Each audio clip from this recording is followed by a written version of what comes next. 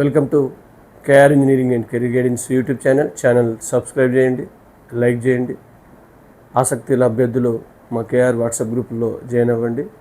డిస్క్రిప్షన్లో phone number ఇచ్చాను, దానికి సంబంధించి పూర్తి వివరాలు ఆ ఫోన్ నెంబర్ ద్వారా మీరు తెలుసుకోవచ్చు. మరి మనకు ఇంజనీరింగ్ సంబంధించి ఆల్మోస్ట్ ఎంసెట్ కావచ్చు, జోసా కంప్లీట్ అయిపోయింది, సీసాప్ కూడా త్వరలో సెకండ్ రౌండ్ 12th కంప్లీట్ కాబోతూ ఉంది. మరి తెలంగాణలో ఇంజనీరింగ్ కాలేజీలు అయితే ఆల్మోస్ట్ థర్డ్ ఫేజ్ కంప్లీట్ అయిపోయింది. ఇక ఏమున్నా స్పాట్ రౌండ్ మాత్రమే మిగిలింది. ఇంటర్నల్ స్లైడింగ్లో పెద్దగా తేడాలు ఉండకపోవచ్చు. మరి అఫీషియల్గా జేఎన్టీయు పరిధిలోని ఇంజనీరింగ్ కాలేజీలన్నింటికీ 11వ తారీఖు నుంచి ఇంజనీరింగ్ తరగతులు ప్రారంభం కాబోతున్నట్టు షెడ్యూల్ కూడా జేఎన్టీయు నుంచి అధికారికంగా వచ్చేసింది.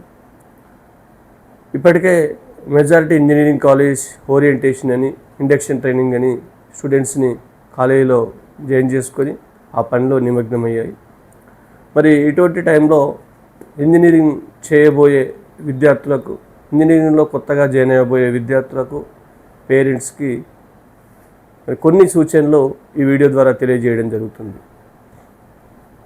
మరి దీనికి సంబంధించి మనం లాస్ట్ 2 years నుంచి మీరు ఏదో కార్పొరేట్ కాలేజీలో కావచ్చు, లేదా వేరే ఇంటర్మీడియట్ కాలేజీలో చదివి మీరు శాయశక్తిలో ప్రయత్నం చేసి జోసాలోనో లేదా ఎంసెట్లోనో ఏదైనా ప్రైవేట్ యూనివర్సిటీలోనో ఏదైనా ఎంట్రన్స్లోనో ర్యాంక్ సంపాదించి మీరు కోరుకున్న ఇంజనీరింగ్ కాలేజీలో సీట్ అయితే సంపాదించగలిగారు. ఈ సీట్ రావడానికి సంపూర్ణంగా మీరు చేసిన హార్డ్ వర్కే దానికి ప్రధానమైన కారణం. దానికి కొంతవరకు మన గైడెన్స్ తోడవడం వల్ల మంచి ఇంజనీరింగ్ విద్యా సంస్థల్లో చాలామంది కేఆర్ గ్రూప్స్లో ఉన్న ఆస్పిరెంట్స్ జాయిన్ అయ్యారు. ఆల్రెడీ ఐఐటి విద్యార్థులు అయితే రిపోర్ట్ చేశారు. జోసా కౌన్సిలింగ్ ద్వారా లేదా సీసాప్ ద్వారా ఎన్ఐటి, IIIT, GFTIలో చేరబోయే విద్యార్థులు త్వరలో ఈ నెల 13 నుంచి 20 మధ్యలో వాళ్ళు కూడా ఫిజికల్ రిపోర్ట్ చేస్తారు. ఎంసెట్లో ఆల్మోస్ట్ అందరూ ఫిజికల్ రిపోర్ట్ చేసి ఉన్నారు. మరి 4 years ఇంజనీరింగ్ చేయబోతున్నారు మీరంతా. మరి మీరు ఒక లక్ష్యంతో ఇంజనీరింగ్లో జాయిన్ అయ్యారు. చాలామంది పై చదువులు చదవాలని కావచ్చు, లేదా సాఫ్ట్వేర్ రంగంలో కావచ్చు, ఏదైనా ఉద్యోగంలో కావచ్చు, ఈ ఇంజనీరింగ్ డిగ్రీ ద్వారా పూర్తి చేసిన తర్వాత మంచి ఉద్యోగంలో సెటిల్ అవ్వాలనేది ప్రతి ఆస్పిరెంట్ లేదా పేరెంట్ యొక్క సగటు కోరిక. మరి నిజంగా ప్రస్తుతం ఉన్న పరిస్థితుల్లో గతంతో పోలిస్తే సాఫ్ట్వేర్ రంగంలో ఉన్న ఒడిదుడుకులు కావచ్చు, లేదా ప్రభుత్వ రంగంలో అవకాశాలు తగ్గడం కావచ్చు, ప్రైవేట్ రంగంలో కాంపిటీషన్స్ విపరీతంగా పెరగడం కావచ్చు, వీటన్నిటిని బేరీజ్ వేసుకుంటే ఉద్యోగం సాధించడం అనేది కత్తి మీద సాము లాంటిది.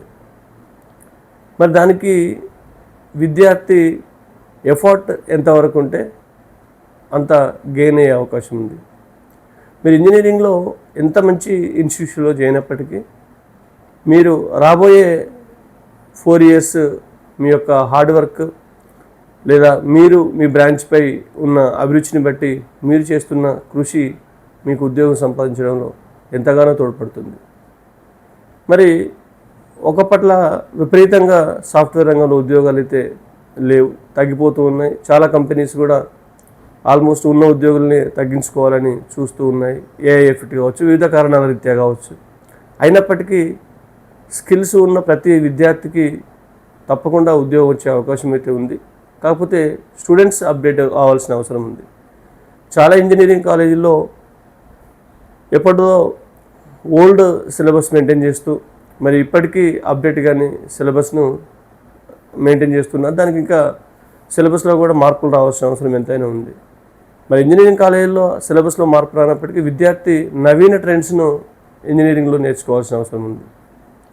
మరి డే 1 నుంచి ఒకప్పుడు గుడ్డిగా ఏంటంటే మన 3rd yearలోనో 4th yearలోనే ఏదో ప్లేస్మెంట్స్ ప్రయత్నం చేద్దామనే నానుటి గతంలో ఉండేది. అప్పుడు అవకాశాలు కూడా ఆ రకంగా ఉండేవి. ప్రస్తుతం అవకాశాలు లేవు.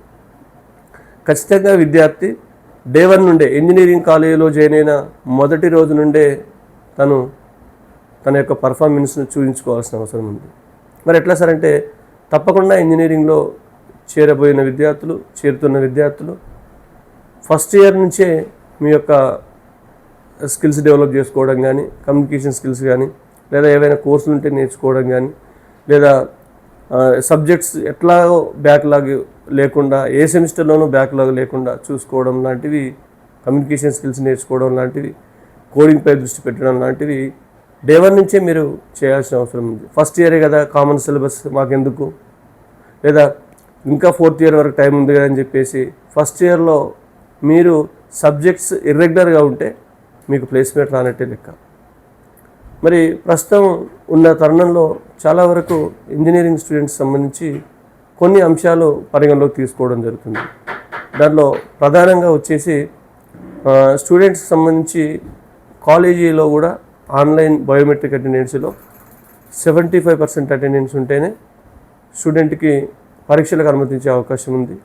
మరి ఈసారి కొత్తగా 75% అటెండెన్స్ ఉంటేనే విద్యార్థులకు ఫీజు రియంబర్స్మెంట్ కూడా ఇచ్చే ఆలోచనలో ప్రభుత్వం ఉన్నట్టు మనకు తెలుస్తూ ఉంది. మరి ఇది కాలేజీకి రెగ్యులర్గా వెళ్ళడం వల్ల మన సెమిస్టర్స్, సబ్జెక్ట్స్ కూడా ఇర్రెగ్యులర్ లేకుండా చూసుకోవడం వల్ల స్టూడెంట్స్కి భవిష్యత్తులో మంచి అవకాశాలు ఉండే అవకాశం ఉంది. అంటే ఓవరాల్గా 4 ఇయర్స్లో 8 సెమిస్టర్స్లో ఏ ఒక్క సబ్జెక్ట్స్లో విద్యార్థులు బ్యాక్లాగ్ లేకుండా చూసుకోవడం అనేది ప్రైమరీ అర్హత అని మీరు గుర్తుంచుకోవాలి. తర్వాత చాలామంది మరి కాలేజీలో కొన్ని సబ్జెక్ట్స్లో సరైన ఫ్యాకల్టీ లేకపోయినా ఆన్లైన్ వేదికగా మీకు చాలా ఇన్ఫర్మేషన్ మీరు గ్యాదర్ చేసుకోవచ్చు. మరి ఇంటర్మీడియట్ మీరు కార్పొరేట్ కాలేజీలో చదివారు 2 సంవత్సరాలు. చాలామంది విద్యార్థులు ఏంటంటే మేము జైలు శిక్షలా అనుభవించాం, మరి ఇంజనీరింగ్ కదా ఫస్ట్ ఇయర్లో మేము కొంత ఎంజాయ్ చేద్దామనే ధోరణి ఏమాత్రం మంచిది కాదు.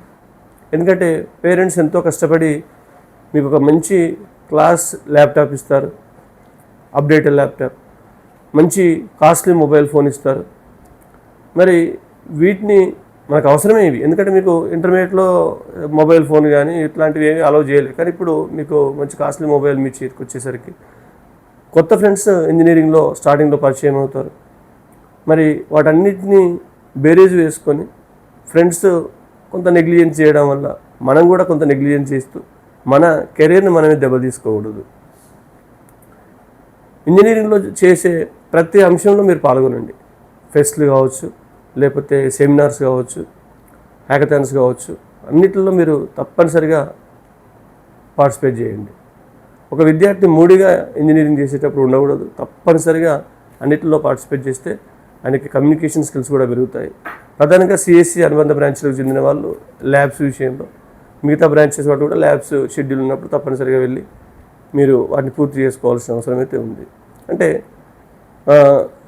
ముఖ్యంగా ఇప్పుడు ఇంటర్న్షిప్స్ సెకండ్ ఇయర్లో కానీ థర్డ్ ఇయర్లో కానీ ఇంటర్న్షిప్స్ మీరు తెచ్చుకోవాలంటే ఫస్ట్ ఇయర్ నుంచే మీరు కొంత అప్డేట్ అయితే మీకు ఇంటర్న్షిప్స్ వచ్చే అవకాశం ఉంది. ఇంటర్న్షిప్ చేయాలి, ప్రాజెక్ట్స్ కంప్లీట్ చేసుకోవాలి, కమ్యూనికేషన్ స్కిల్స్ డెవలప్ చేసుకోవాలి.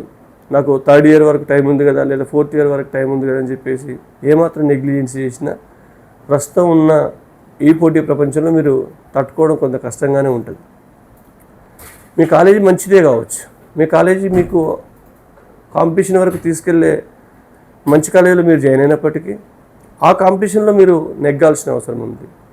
మరి దాంట్లో ప్రజెంట్ ఏంటంటే చాలా వరకు మరి ఈ పోటీ ప్రపంచం